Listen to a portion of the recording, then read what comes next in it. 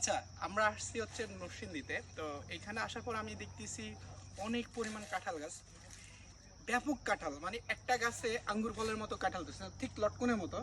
যে একটা গাছে এত পরিমাণ কাঁঠাল, 215টা পর্যন্ত আমরা কাঁঠাল দেখছি একটা গাছে। তো কি পরিমাণ কাঁঠাল ধরছে চিন্তা করেন, একদম গোড়া থেকে একদম আগা পর্যন্ত এইভাবে কাঁঠাল ধরছে।